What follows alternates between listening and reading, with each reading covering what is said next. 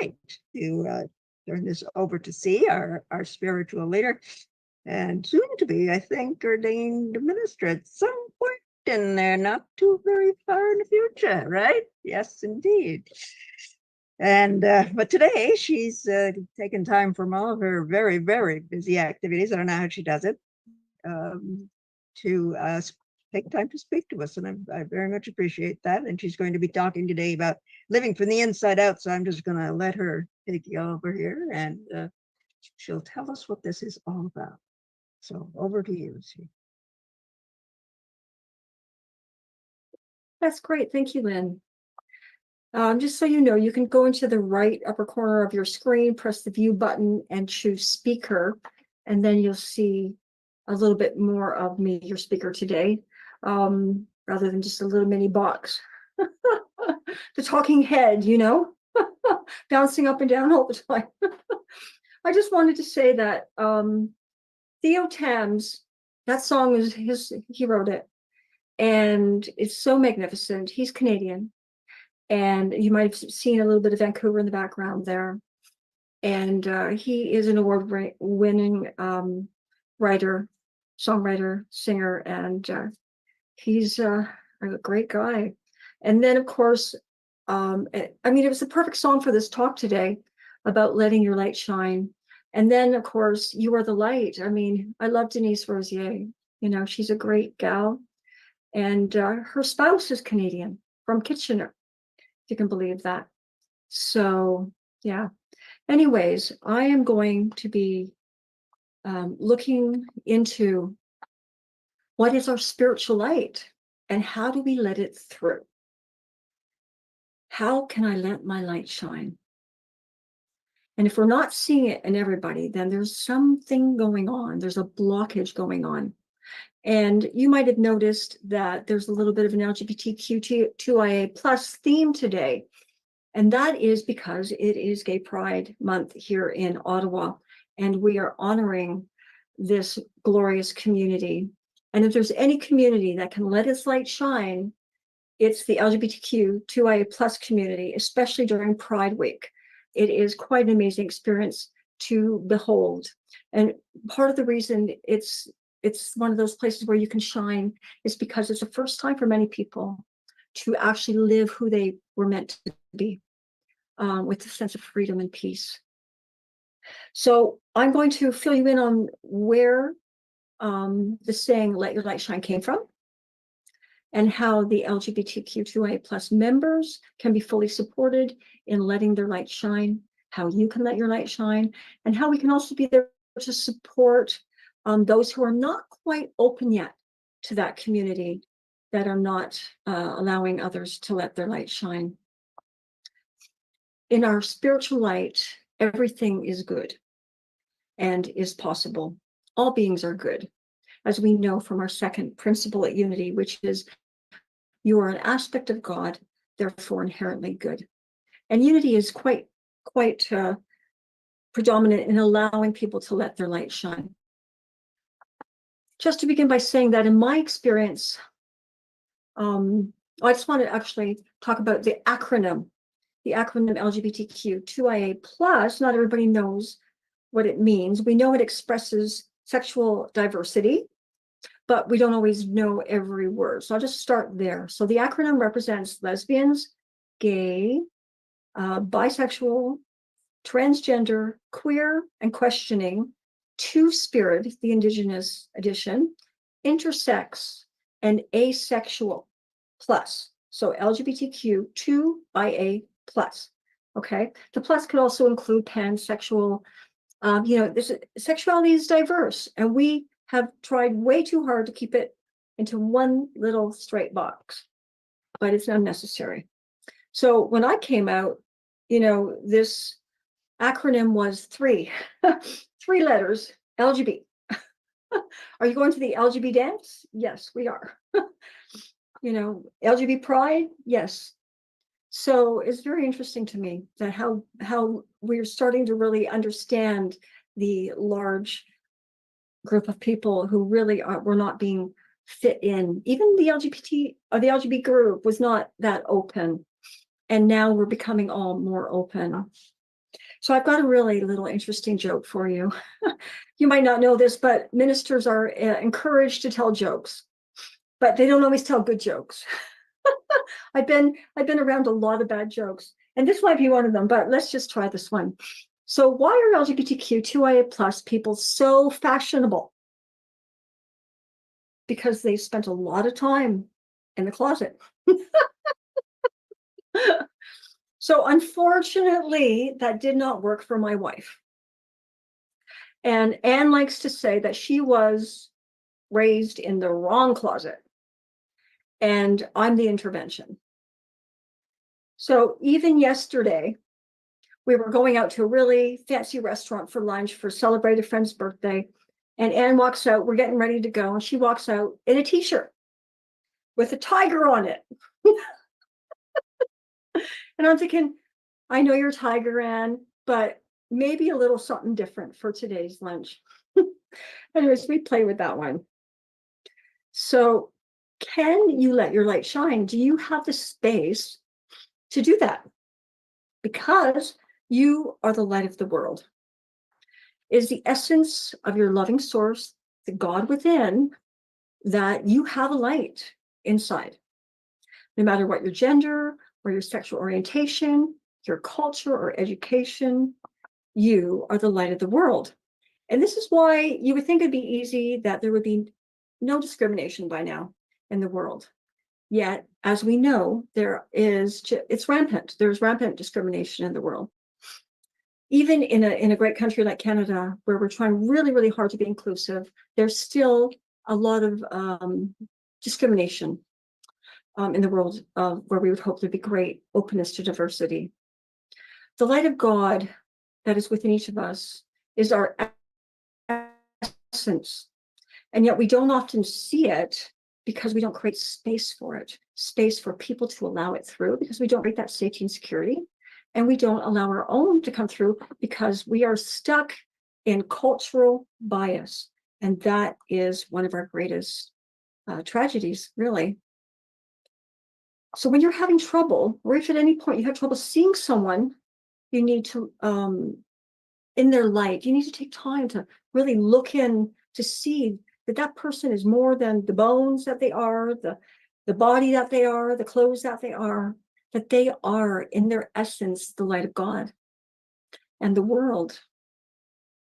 And so it's really time that we start paying attention to helping others let their light shine. I can remember the words of the song from the play Godspell. So, and you know, this week was the first time I actually put it together that Godspell was a play on words for the gospel. Gospel, Godspell. Like 40 years later, I finally got it.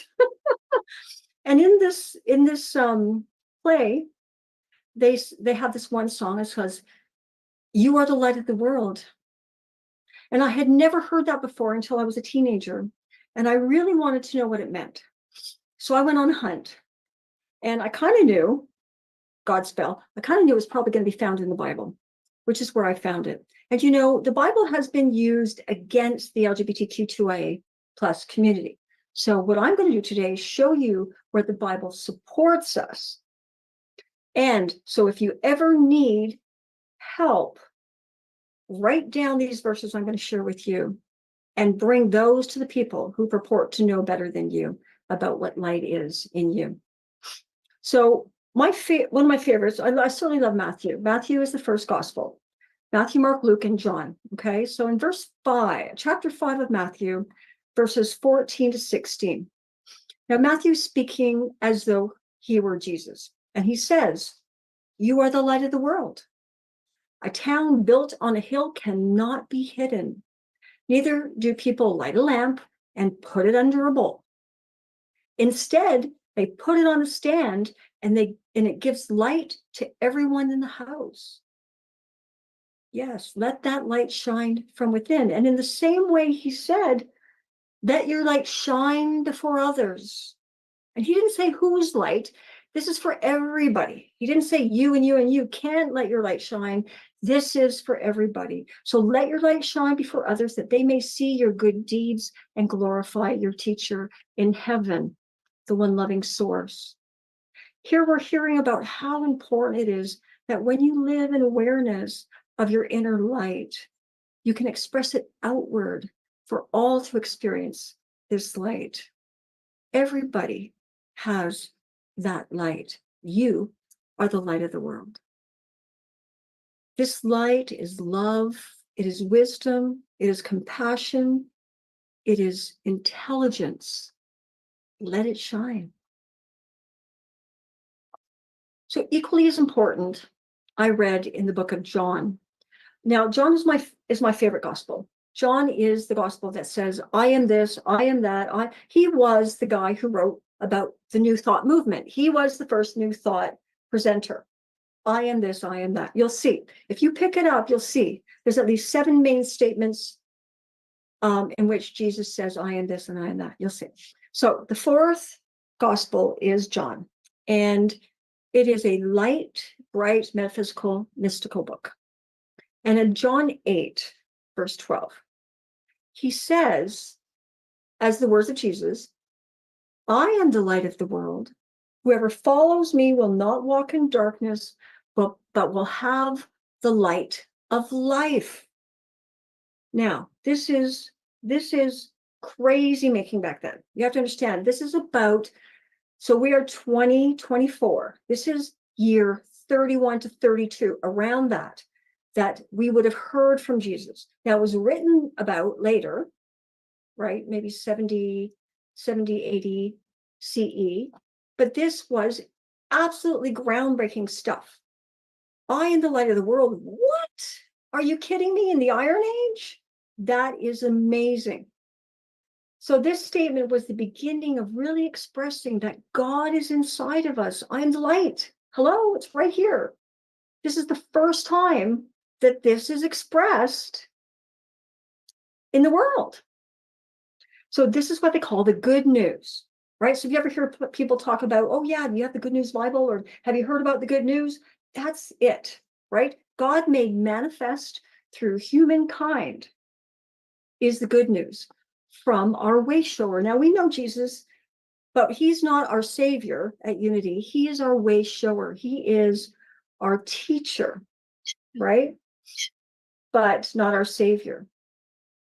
So he expressed that God is within and it comes through us as light, which, by the way, metaphysically, because we interpret the Bible metaphysically at Unity, light means intelligence, divine intelligence, all intelligence, all potential intelligence. That's my resident neighbor, Blue Jay. All the potential intelligence that is possible is already inside you all the time. Just have to be willing and capable of opening it up and let that through to shine. And when you let your light shine, you're going to feel better, because it is how you allow your health to flourish, how you allow your happiness through, and it's a sign of self-love. When you can allow it through and enter flow, that's self-love. And when you follow that light, because Jesus said that he was the light and you are too, if you follow this light, you'll see how in that light at no time can you discriminate against others. So you see those individuals who are still discriminating against the LGBTQ2I plus community, against people of color, people because of their education or their size or their ability, they are not yet in their light. And I would just love to help them more so that we could have a world that is free of discrimination, where we don't have to hide, because it's exhausting hiding. It really is. So shortly after that statement, I am the light of the world, John 8. So from 13 to 15, those verses, he said this, which is really interesting. So you have to know that at the time, the Pharisees were the highest rulers of the Jewish people. Like they were the high rabbis, okay? Excuse me. So the Pharisees said to him, you're bearing witness about yourself. Your testimony is not true. Because they don't want a Messiah. They don't believe any Messiah. They've been calling for Messiah for a couple thousand years, but at no time do they believe any of the men who've shown up are the Messiah. Okay, because there's multiple people, not just Jesus, who showed up, and there's people with thousands of followers who showed up to claim the Messiah position. And so they said, no, no, you are not who you say you are. And Jesus answered, even if I do bear witness about myself, my testimony is true. For I know where I came from, the light, and where I'm going, the light. But you do not know where I came from and where I'm going. You judge according to the flesh. And hear these words, John 8:15. I judge no one. I judge no one. John 8:15. Write that down. If you're LGBTQ2IA plus and people are using the Bible against you, I judge no one. And let me be clear, this is in multiple interpretations. That was the book commonly used by the Roman Catholic people. It's also said here, John 8:15, you judge by human standards. I pass judgment on no one. That's the New International Version of the Bible. So wouldn't it be marvelous if people who actually believed in Jesus, who are actually, we know, the loudest people against us, LGBTQ2IA+, when it comes to discrimination, what if they actually listened to the words of Jesus? I mean, it makes sense, doesn't it? If you're following Jesus, but you're not listening to the words of Jesus, that's a problem. There's not a lot of light going on there. There's not a lot of remembrance that light is there. I judge no one, said Jesus.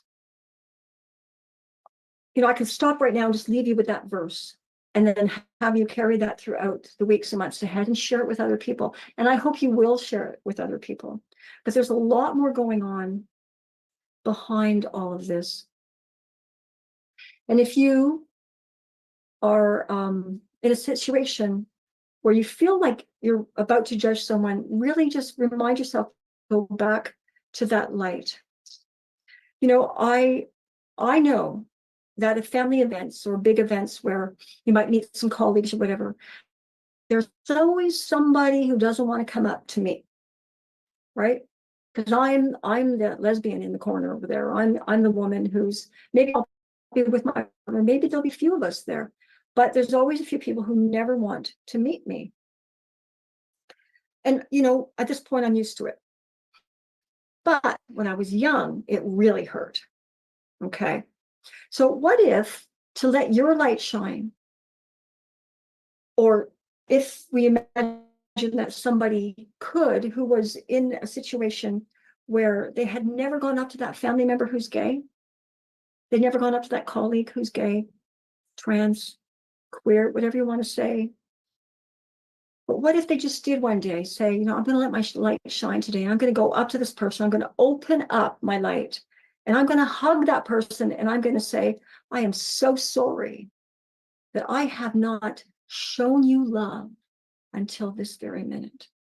It's too long in the coming because my light was blocked, but now I'm getting it. I see.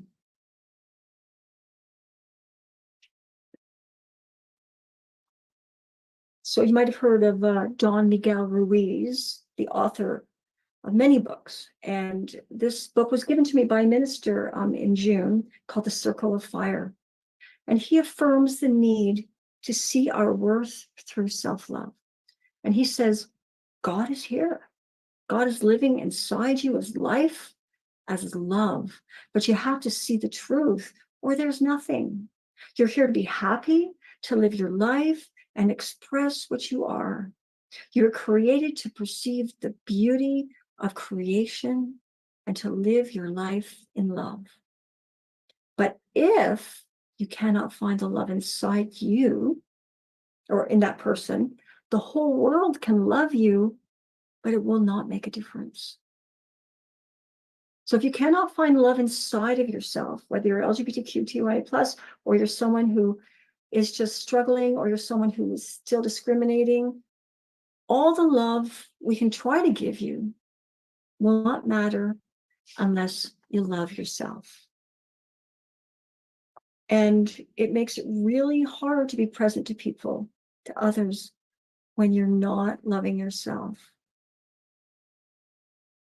It makes me sad because not only does this world need more people who assert the equality and value of all people, and that includes you and all your neighbors and friends and family, but we need to remind the members of the LGBTQ2IA+ community that they matter, because it's easy to forget when it comes at you every day.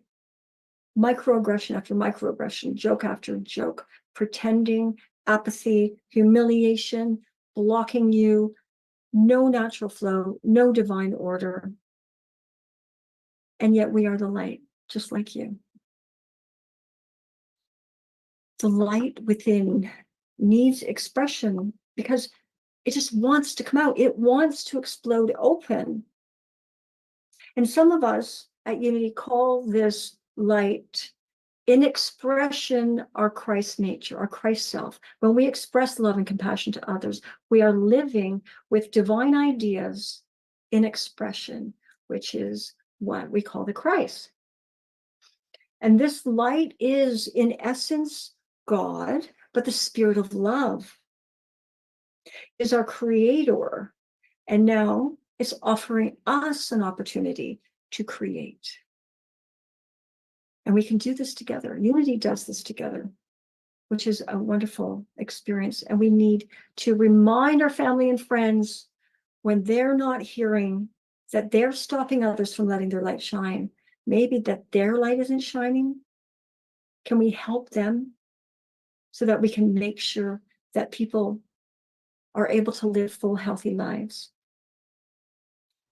So I'm going to ask you to do this exercise with me to help work with the light within. If you just want to take a look at your body, the light tends to be in the torso area. Okay, I mean, we have photons everywhere, but the majesty of your divine connection to God is in this area where you have this, like this tunnel. And it is, remember that from here, God sits within you, and you can have a conversation at any time you want.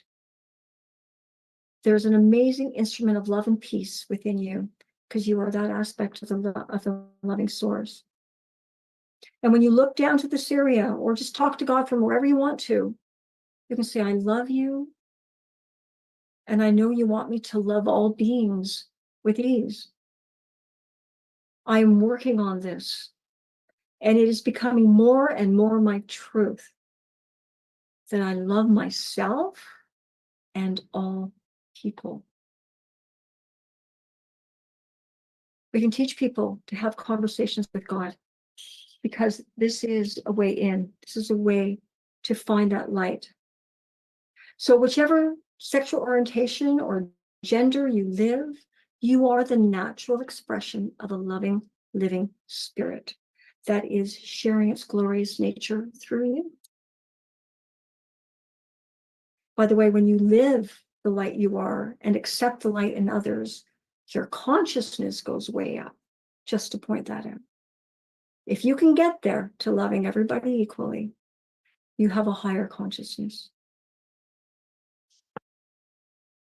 So there's this little tiny, tiny story.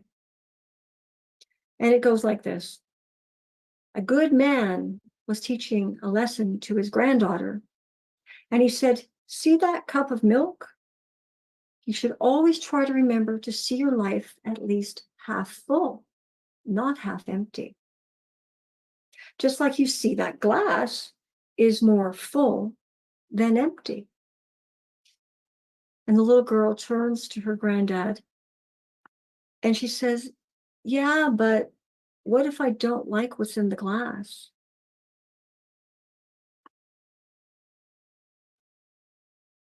So what if you don't like what you've been given?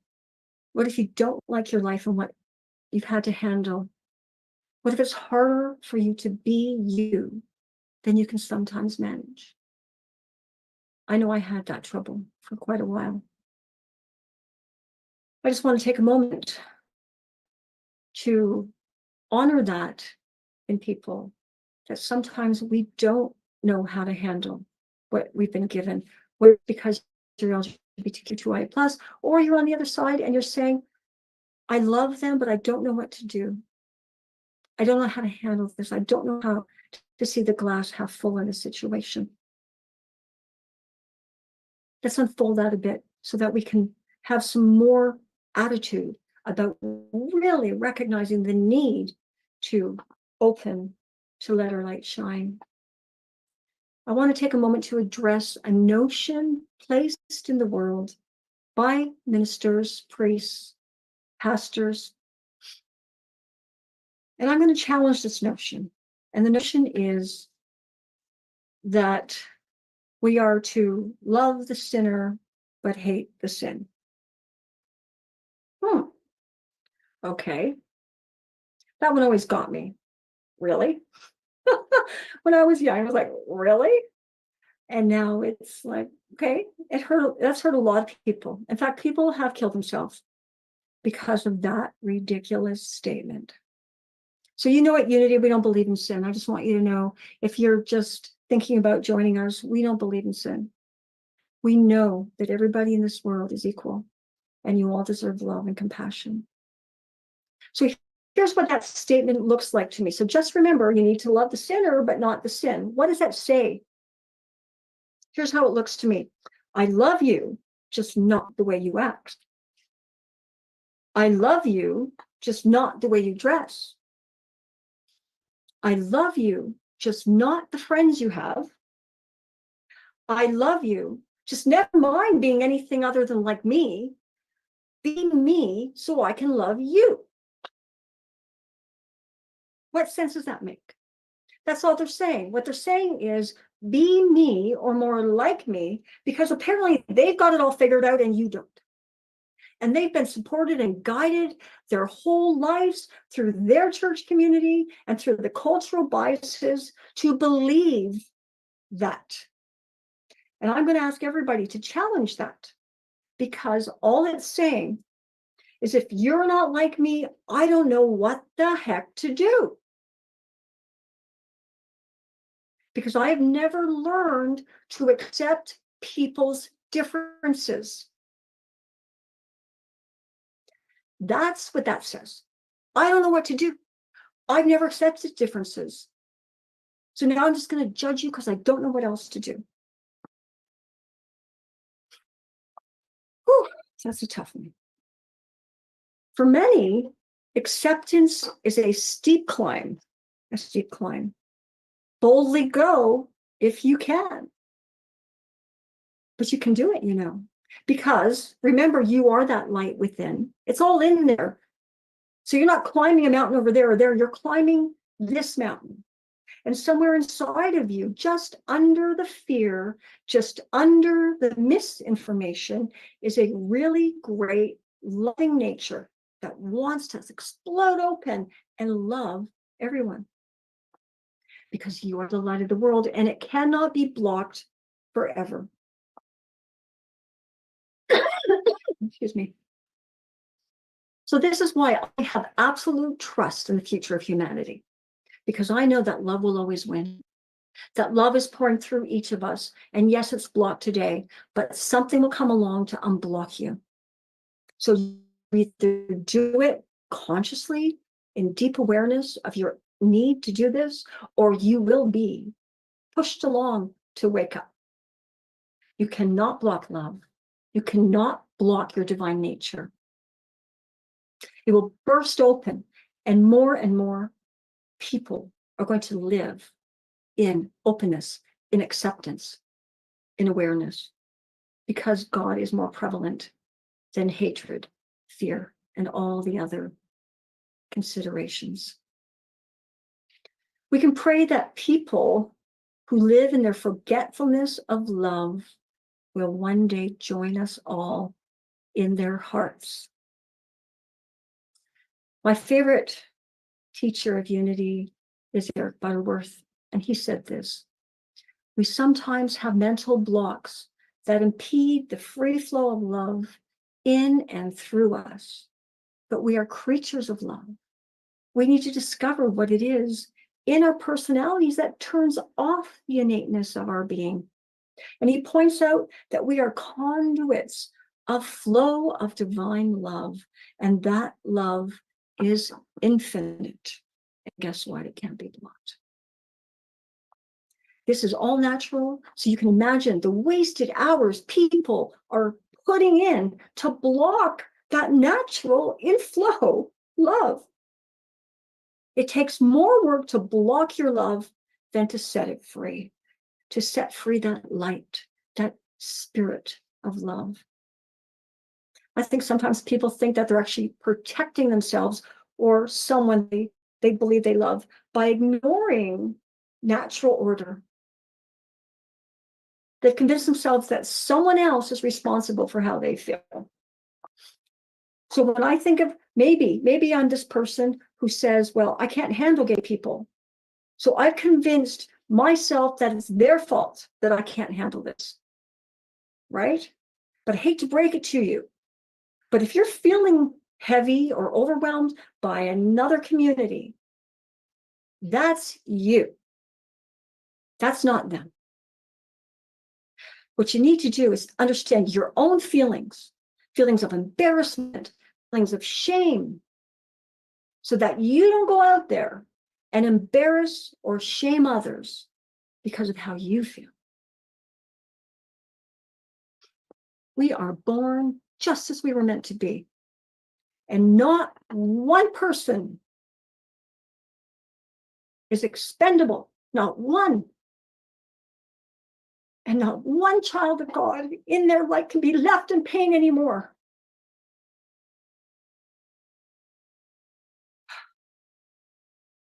Homophobia is not over. It's not over. LGBTQ, a lot of transphobia out there right now, people. We've got to fight this. We've got to be there at the leading edge and be the support people.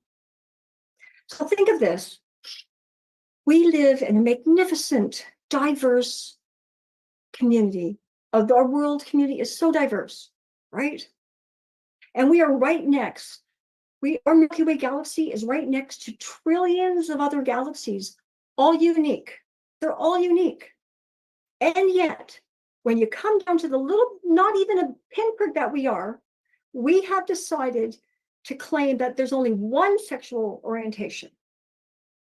In spite of the trillions of differences, we have chosen as humans to say there's just one sexual orientation that we're really going to support. Is that logical or illogical?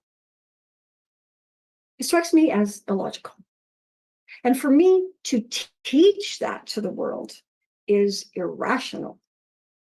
Why would you teach something so illogical to the world? But people do. They do it all the time. Worse yet, this gets me. They would fight to maintain the illogical and irrational belief systems and create discrimination. What is the sense? Where are you spending your energy? It's just not okay. In the Bible, not once did Jesus say anything against any gender or sexual orientation. Not once. And yet people will use the Bible against you. So be clear. Never did he was he quoted as saying anything against you. And we know he declared, I judge no one. That means everyone. No one. All. Coming from someone who is a lesbian, I came out to myself in 1980. That's a long time ago. Yes, I'm old. And the very thing I was afraid of happened. I experienced so much abandonment when I started telling people that I was a lesbian. 1985, I'm starting to tell my friends and my family. And for so many of us, being abandoned by family and friends and the greater community destroyed us. Too many people have died. I remember one fella, he came walking down the hall one September, and he looked amazing. The year before, he was this guy walking around like this, and he was greasy hair, and he was just as a loner. I loved Michael. He was a great guy. And then the next year, he was walking and talking. He had his bag over his shoulder, and don't you play with me, baby, because I have come out. And he had to withstand a lot of abuse. And when he got HIV, his family kicked him out of the house. Just when he needed them the most, he was thrown out. That happens even today. There's so much work to do still. There are consequences for not letting our light shine, so we can help members of the LGBTQ2IA+ community let their light shine too. Some of the issues that are still there are suicidal ideation in youth, even the action of suicide, homelessness, poverty, poor self-esteem, drug abuse, alcoholism, all forms of neglect are still out there, and we have to be a part of making a difference, because unity knows that we are unapologetically inclusive. And so we have to speak out. We need love everywhere through everything. And this is the power that we know in the first principle, that God is everywhere present, in everyone, everywhere. And again, Eric Butterworth says, for within every person, there is a deep reservoir of inexhaustible wisdom and love and power. And once we remind ourselves of this, we can use this inexhaustible wisdom of love and power to walk our walk and talk our talk exactly as we are. So I'm going to leave you with this. At the very least, let it be that we all do our part in supporting all people. It is no longer okay to do nothing. If we do nothing, we are relegated to the conditions of an untrue life. And the truth will remain inaccessible if we let culturally biases that are driven through us to become our reality.